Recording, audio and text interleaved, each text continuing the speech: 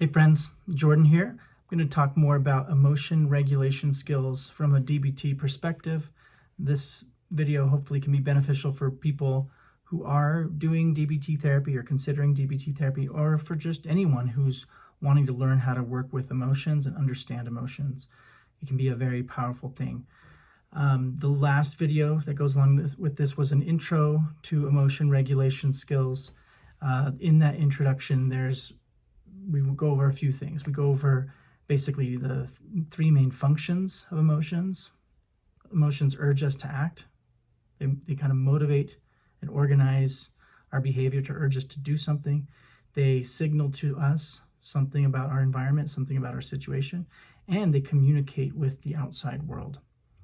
So emotions are for our social group as well as for us, and they urge us to do something. Very different specific things. And emotions in that way can be very, very helpful to get us to avoid something that's threatening when we need to fear something, to fight back, or figure out an obstacle that's in the way of a purpose or a goal when we feel angry, to standing up for something that's important to us when we feel angry. When we feel sad, emotions can urge us to mourn, to grieve, to communicate that we need comfort from our group. Every single emotion, even the ones that we think of as bad emotions, we can think of these three different functions that they play for us. So emotions can be very helpful when they are fitting our context. And we can learn to experience emotions in ways that are not helpful to us, in ways that acting on the urge will only satisfy the emotion in the short term, but then create bigger problems and more unwanted emotions down the road. So learning how to work with emotions, a lot of it has to do with understanding what they're trying to do, what they've evolved to do for us, understanding and recognizing them. And so when we're trying to change or regulate emotions, we're not trying to suppress them. We're trying to work with them. Just like if you have children and they're hungry, right? You feed your children when they're hungry, and that reduces the hunger. You don't get rid of your children when they're hungry, in the same way that when your emotions are kind of hungry and they're wanting something, they're urging you to do something, you figure out how to work with them. And so we're going to get more into that today. The other aspects from that other video, we talked about obstacles to regulating emotions. There's a lot of things that get in the way, including our biological, physiological states, our myths or our faulty beliefs about emotions, just not knowing how. We don't oftentimes do a good job of learning and teaching emotion regulation skills. There's a few other things that get in the way of being able to effectively regulate emotions. And knowing those obstacles can help us to kind of further be patient, problem solve, figure out what's getting in the way of me being able to regulate and work effectively with my emotions. So one thing I wanted to talk about today was basically go through 9 different emotions and talk about both, what are the situations in which this emotion would fit the facts for us, and thinking logically kind of what are the natural urges that could potentially come with those emotions. Whether acting on those urges would be helpful for us or not kind of depends on the situation, depends on the outcomes, right? And so the skills we would use in terms of acting with the emotion or acting opposite would depend on, if that's going to help us move towards the life we want to have, be in line with our life worth living and our most core values. So first, fear. Think about fear for a moment. Many different words and labels that can go with this emotion of fear.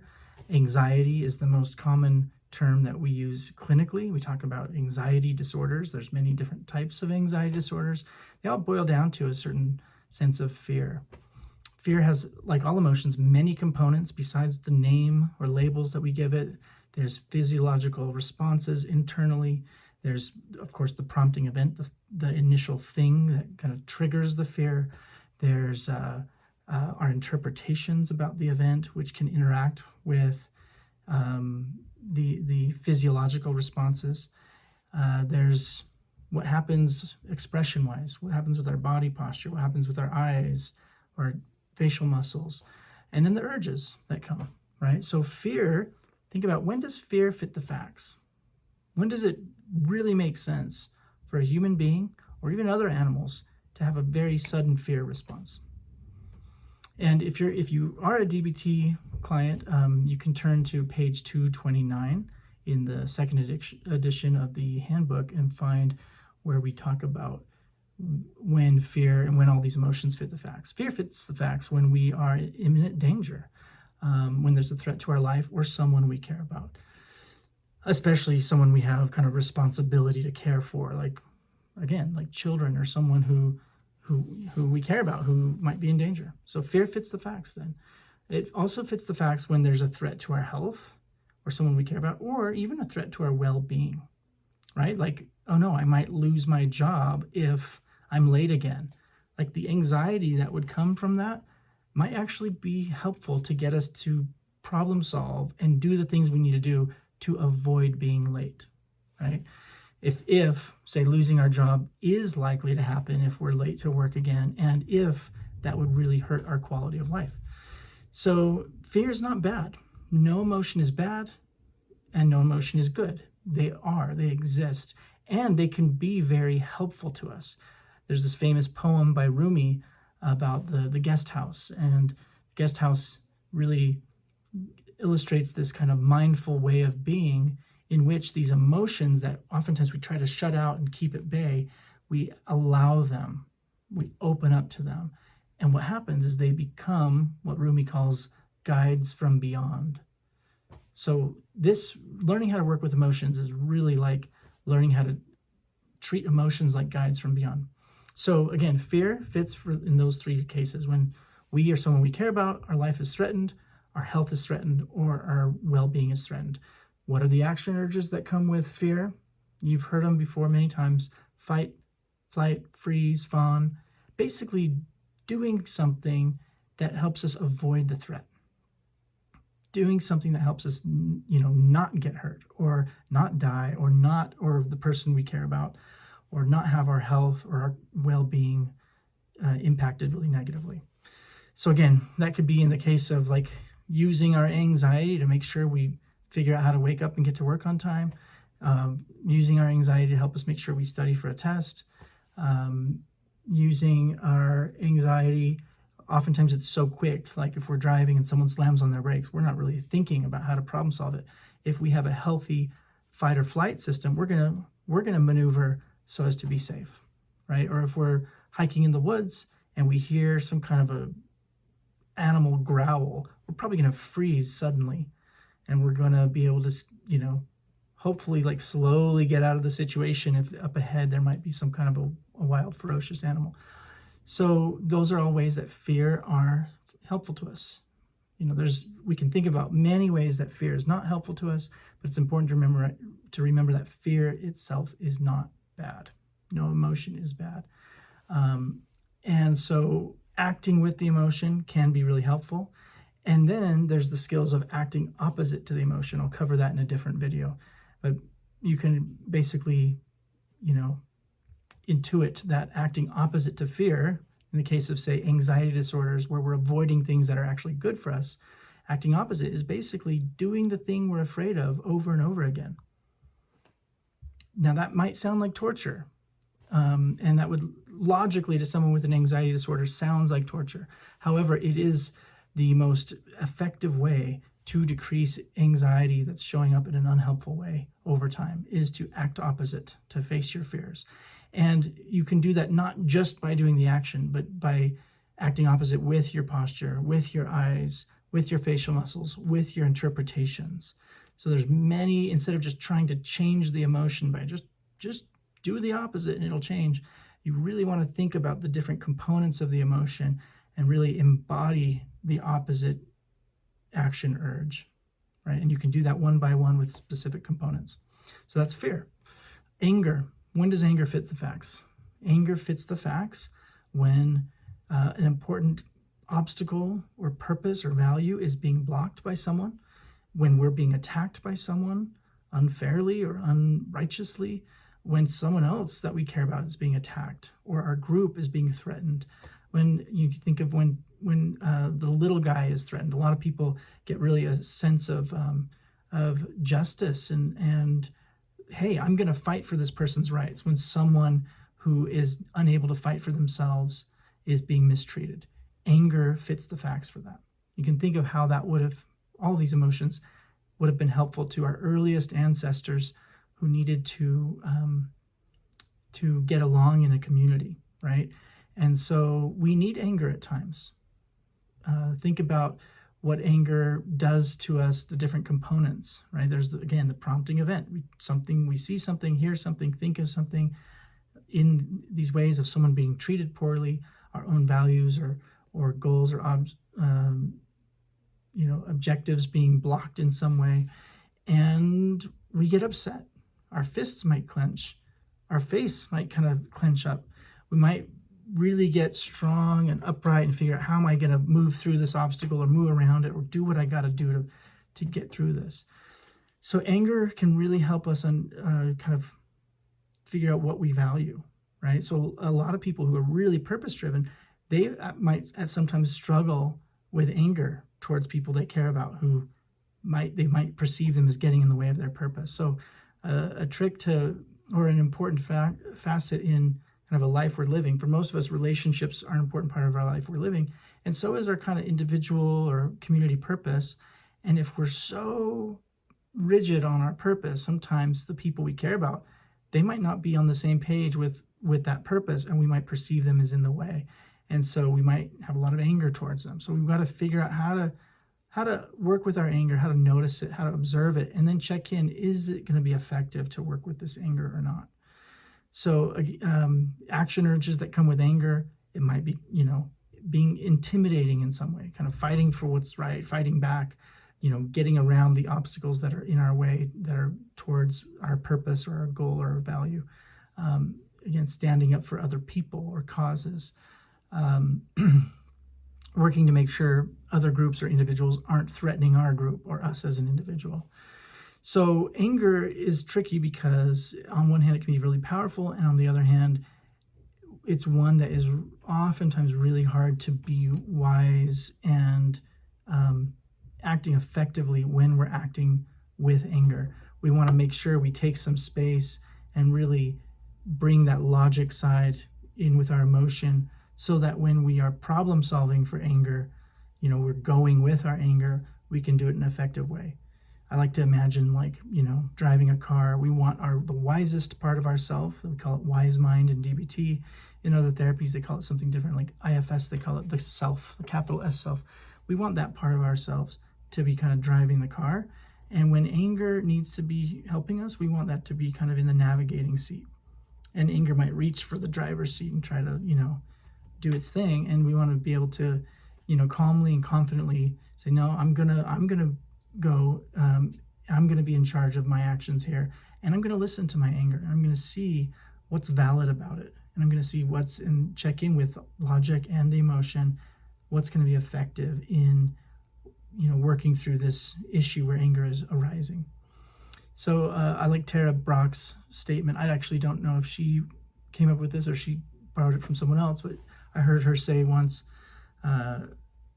anger is not transformative, that anger is initiatory. So anger can get us going, but it typically is not going to be the transformative emotion that helps us really create the kind of world, the kind of life we want to live in, because of, it can have some really negative effects depending on how we engage with anger. Another metaphor is to think of anger as a fire. And you think of when you go camping or when you have a fire circle with friends or family, you have a fire circle, you have a fire pit, you have rocks or some kind of a structure so that the fire is contained, and it's beautiful and it's warm and it's helping us, it's helping our community and ourselves to have a good time and do what we need to do, but it's contained. If you have fire that's not contained and you're trying to gather and have a good time, doesn't really help. So anger, think of anger like that. Like, we need anger. It really tells us quickly what we value, what we care about, and we need to learn how to work with our anger. We need to learn how to have it be a contained kind of thing. And when it's not, there's other relaxation skills and things you can do to work with anger when it's starting to spread out. So we've got fear, we've got anger, Disgust. Disgust is another really core emotion that goes, one of our primary emotions. And you can think about how for our hunter-gatherer ancestors, disgust would have been really important. The urges that come with disgust, or when disgust fits the facts, is when something that we're in contact with could poison or contaminate us. So it's really important that our ancestors developed an ability to spit out food or stay away from food or animal or human waste or byproducts that would be contaminating to them. So it could be animal or human waste or types of foods that are toxic or poisonous. We need disgust. We need to be able to spit out and get away from those things. And it can also be other people who have ideas or attributes that we are worried are going to contaminate us. Now, the problem with this, disgust is one of the broad terms that, say, hate goes under, right? And we tend to think, okay, well, if there's any emotion that's never good, then it would be hate. And I would agree with that mostly, that hate, like Yoda and all the Star Wars wise people, and would say is hate, pretty much creates more hate and just becomes really problematic.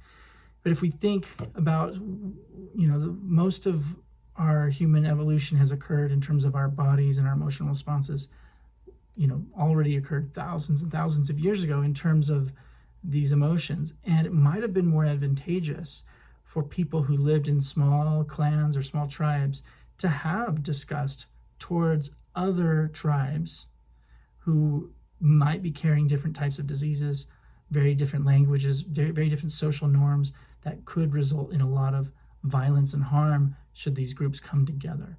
And so there might have been a lot more distrust and even disgust, even hate towards different ways of doing things, even different smells and different types of foods that others were eating. And we now live in a world that's so interconnected that we can see how that kind of disgust, we still need it for poison, for when we're cleaning up our dog poop or whatever, we need disgust to make sure we keep away from things that are contaminating.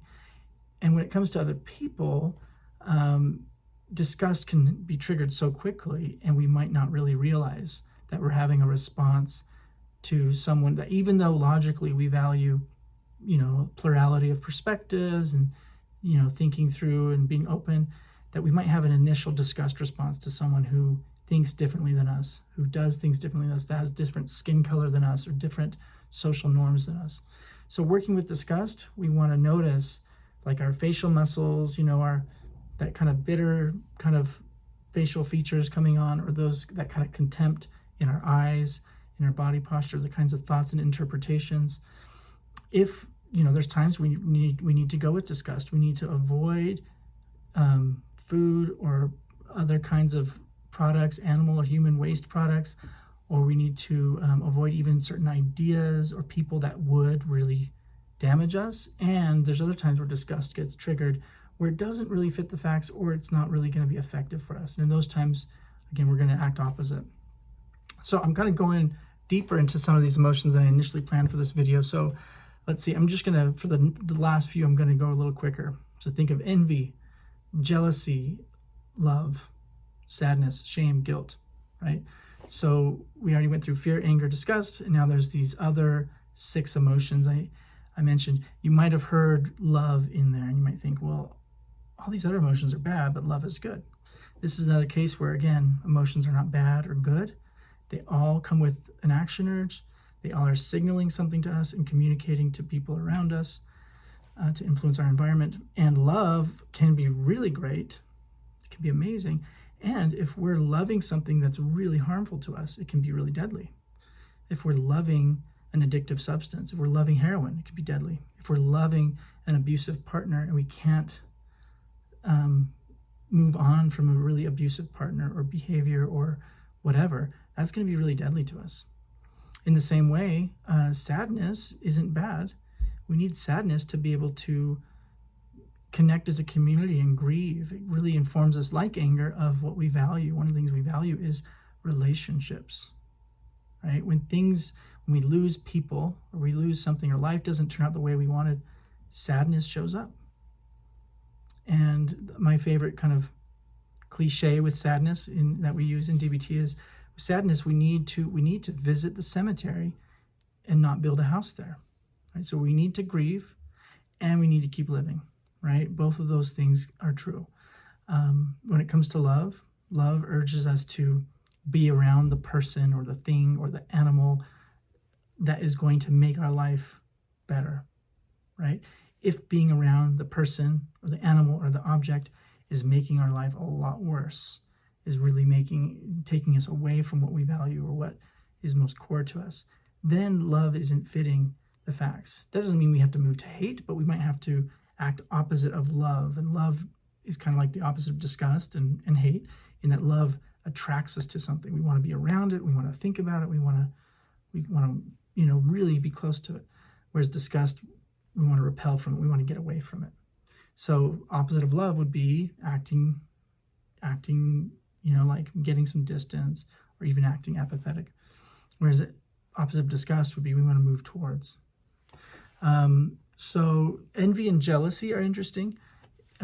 Oftentimes I've learned that jealousy as being used as both for envy and jealousy. But envy and jealousy are different, as we talk about in DBT. Envy is when someone else has something that we want. Someone else's life has turned out in ways that we want. So we're looking at outside of ourselves and we're wishing our life was different. We're wishing it was more like that person or those people over there. Jealousy is where we already have something and we're afraid of losing it to someone else, right? So envy and jealousy are similar. I think a lot of people use jealousy as a term for both, but I think it's important to be able to separate and think of envy as separate than jealousy in this way.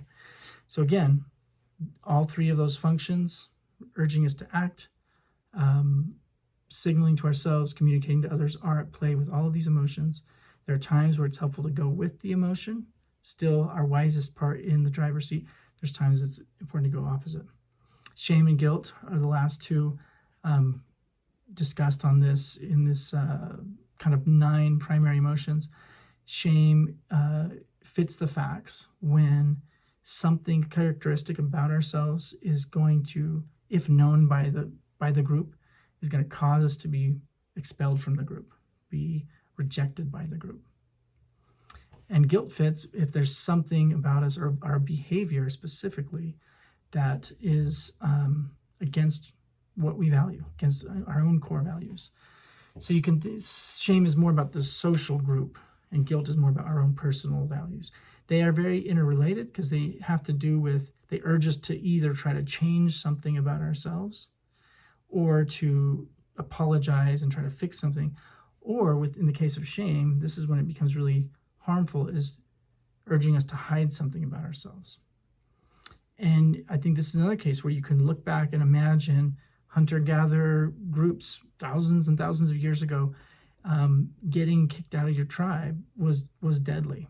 Like if there was something about you that went against your tribe's unique social norms in a way that could get you exiled, then it was pretty important for your survival to just hide that in some way, try to change it. Nowadays, especially if you live in kind of an open society, Western civilization, like you can be kicked out of your group, whether that's your biological family, the culture you grow up, and certainly it will come with a lot of harmful effects to be, expelled from your group. But people find other groups. A lot of people organize in like, say, a different religious or different political or community kind of groups where shame isn't maybe, or where being open about these things that will get you kicked out of your group isn't as deadly now. So shame might not be as helpful as it used to be. And this is an emotion like, people like Brene Brown have written about the harmful effects of shame, Gabor Mate, others, people who, like myself, who have worked with individuals with severe addictions. We acknowledge shame is a huge, huge part of the cycle of relapse, right? Like this shame cycle. So shame is oftentimes another emotion, kind of like hate. It's kind of hard to think, like, how is shame actually helpful? So, and I think, again, I want to highlight that no emotion is good or bad. So even shame that seems so bad is not bad. It's not as helpful as it used to be, perhaps. And there's still ways in which shame is acting upon us in helpful ways. A milder version of shame is embarrassment, right? Like, I did something, I feel embarrassed about it. You can think of simple things like if you're, you shut the door when you go to the bathroom, especially if you're at work, right? You don't leave the door open, right? Why? Well, you're not consciously thinking of it. It's just a social norm.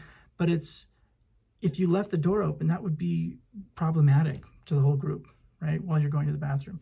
Or you put on clothes before you leave to go to work in the morning. You're not consciously thinking, I have to conform. I guess I have to do this. You're just doing it, right? And what you're doing is you're also preventing embarrassment and even shame by following those social norms. So there's ways that shame and other emotions are acting upon us. Even before a prompting event, they're acting upon us to prevent, some of these emotions from showing up. So, and guilt and shame are similar. So this is a broad overview of many emotions, kind of going deeper in several of them.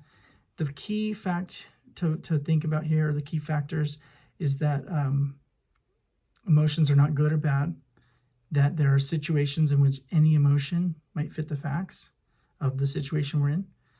That even doesn't mean it's always good to go with the emotion. So there's two main questions that we want to be asking ourselves. Does an emotion fit the facts? And is it effective to go with it? Right? Those are the two main questions. And depending on those answers, we're going to either go with the emotion in a wise, effective way, or we're going to act opposite to it. Right? So anyway, a lot of stuff there about emotions.